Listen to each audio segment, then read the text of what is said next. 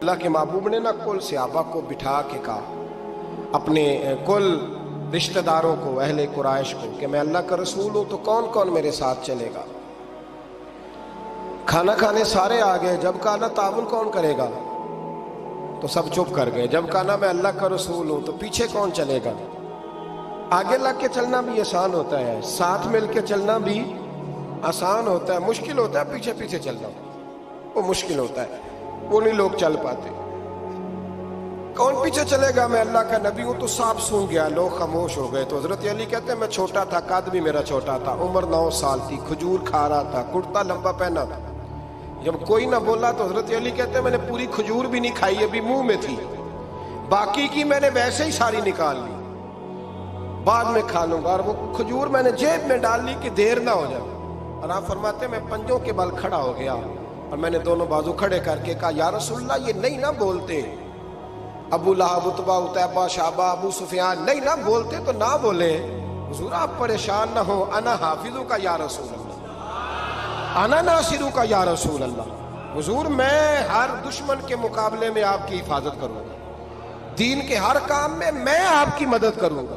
کہاں حضرت علی نے دوستی لگائی؟ کہاں 9 سال کی عمر میں، کہاں دوستی؟ پانی پرن سہیلیاں، رنگا رنگ کڑے پر پریا اس دا جانیے جس دا تو حضور میں۔ اور پھر حضرت علی ہر میدان میں آپ کو نظر آئیں، ہر میں، بدر میں بھی مولا علی، احد میں بھی مولا علی، خندق میں بھی مولا علی، خیبر والے دن آنکھیں دکھتی تھی پر میرے حبیب نے فرمایا اسے بلاؤ، جھنڈا بھی اسے ہی دینا ہے اور فتح بھی اللہ اسی کے ہاتھ پہ عطا فرمائے۔ یعنی تکلیف بھی تھی، آنکھیں دکھتی تھیں، حضرت علی بظاہر بیمار تھے، لیکن حضور نے فرمایا چونکہ انہوں نے وعدہ کیا ہے وہی آئیں گے، میدان میں نکلیں گے۔ ہر صحابی شان والے، حضرت ابوبکر صدیق کے مقام کو کون پہنچ سکتا ہے؟ جناب عمر، جناب عثمان، طلحہ و زبیر، ہر ایک کی کیا بات ہے، لیکن میرے نبی کریم علیہ الصلوۃ والسلام نے ہر میدان میں انہیں یاد کیا اور وہ ہر میدان میں پہلی صف میں نظر آئے۔ 63 سال عمر تھی حضرت علی کی، کوفے کے بازار سے گزر رہے تھے، ایک کافر نے آ کے خنجر مارا اور جناب علی المرتضیٰ شیر خدا کی داڑھی سے جب خون نکلا نا، وہ 9 سال کی عمر میں وعدہ کیا تھا کہ میں دین کا مددگار بنوں گا، اور جب 63 سال کی عمر میں زخم لگا کوفے کی گلی میں، جناب علی نے اپنا خون دیکھا اور جب زمین پہ گر رہے تھے تو پتہ کیا کہہ رہے تھے؟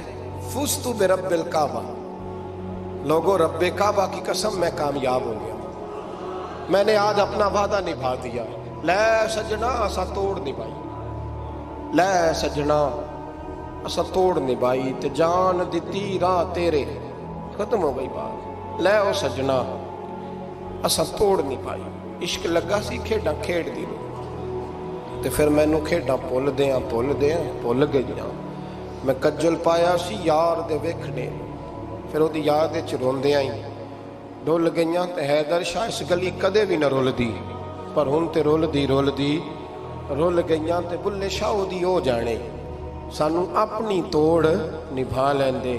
عزیزو یاد رکھو اللہ رسول سے رشتہ نا ہر لمحہ نبھاؤ۔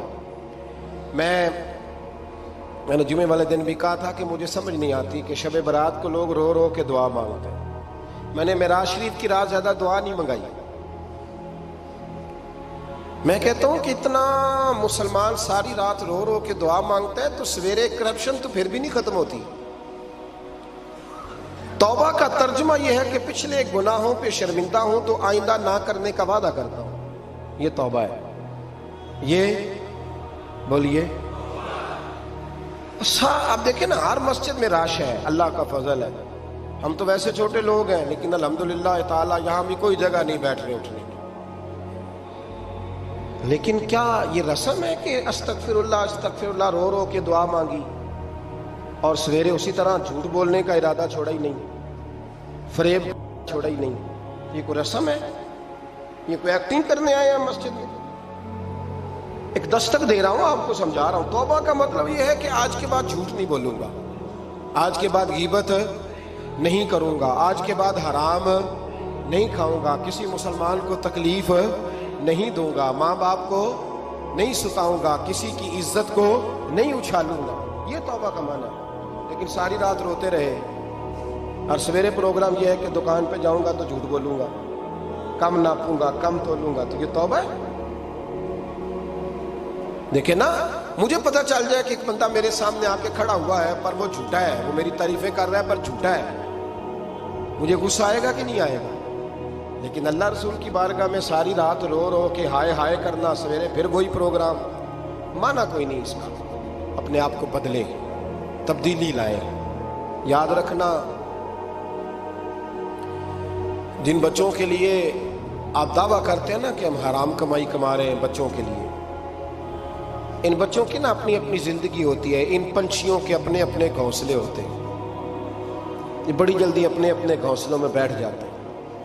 میں نے بچے میٹنگیں کرتے دیکھے ہیں کہ ابا کس کے گھر رہے گا، میں نے آنکھوں سے دیکھے، میں نے میٹنگیں کرتے ہیں اور میں نے بچوں کو یہ کہتے سنا ہے کہ اماں جی چھوٹے کے گھر رہتی ہے، خرچہ میں دیتا ہوں۔ ایک شخص کی بات مجھے بڑی پسند آئی، بڑی، میں نے اسے کہا کہ ماں باپ آپ کے ساتھ ہے، تو کہنے لگا حضور ایک بات کر لوں؟ میں نے کہا کریں۔ کہنے لگے نہیں، میں ماں باپ کے ساتھ۔ بڑی پسند آئی، سادہ آدمی تھا پر کمال کر دیا۔ کہنے لگا وہ نہیں میرے ساتھ، بلکہ بولیے میں ان کے ساتھ ہوں، میں ان کے گھر میں رہتا ہوں۔ کہتے نہیں لوگ کہ اماں میرے گھر رہتے ہیں، اماں تیرے گھر یعنی تو کون ہے؟ ابا میرے گھر رہتے ہیں، مطلب آپ کون ہے جناب؟ اوپر سے گرے تھے آپ؟ ابا آپ کے گھر رہتا ہے؟ یاد رکھو، ان بچوں کے اپنے اپنے گھونسلے انہوں نے تیاری کی ہوئی ہے۔ یہ تو شادی کے، میں سب کی بات نہیں کرتا، بڑے بڑے اچھے لوگ ہیں، لیکن کچھ کی بات کرتا ہوں، تھوڑی تعداد۔ یہ تو شادی کے 4 مہینے کے بعد بیگم صاحبہ کہنے لگ جاتی ہیں کہ ہمارا اپنا گھر ہو، اپنے طریقے سے سجائیں، اپنے طریقے سے سنواریں گے۔ تو چوتھے مہینے بات شروع ہو جاتی ہے، چوتھے مہینے حساب شروع ہو جاتا ہے کہ پیسے تو میں کماتا ہوں، تو بڑا بھائی فارغ ہے، تو چھوٹے کے بچے زیادہ ہیں۔ تو کن بچوں کی آپ بات کر رہے ہیں؟ کن رشتوں کی آپ بات کر رہے ہیں جن کے لیے زندگی گنالی تو پاپ کمائے وہ کتنے نہیں تیرے کر دے؟ بلا چکر سے نکل آؤ اور توبہ کرو تو سچی کرو، کھری کرو۔ جتنا آپ کے بھائی مسجد میں بیٹھا ہوں پر سچی بات ہے تو مجھے کر لینے دو، جتنے آپ کے بھائی آپ سے لڑ رہے ہیں نا پیسوں کے لیے، اس سے ڈبل آپ کی اولاد لڑے گی، ڈبل۔ یاد رکھنا، سمجھ لینا اس بات کو۔ جن لوگوں نے حضرت عمر بن عبدالعزیز رحمت اللہ تعالی علیہ نے آواز دی اپنی بیٹی کا، بیٹی پانی کا گلاس لاؤ، تو کہا ابا جی آئی۔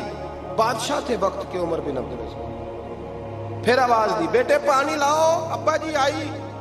تیسری آواز دی بیٹے پانی لاؤ، کیوں نہیں لا رہی؟ اتنی دیر سے آوازیں دے رہا ہوں۔ تو جناب عمر بن عبدالعزیز کی بیوی پانی کا گلاس لے کے آئی، تو کہا میں ساری دنیا سے بڑھ کے بیٹی سے پیار کرتا ہوں تو وہ پانی بھی نہیں لا سکتی، تو کیوں آئی ہے؟ وہ کدھر ہے؟ تو آپ کی زوجہ رو پڑی، بادشاہ کی زوجہ، کہنے لگی نہ پوچھیں، آپ کو تکلیف ہوگی، نہ پوچھیں۔ فرمایا کیوں، کیا ہوا؟ کہنے لگی آپ پانی پیئے۔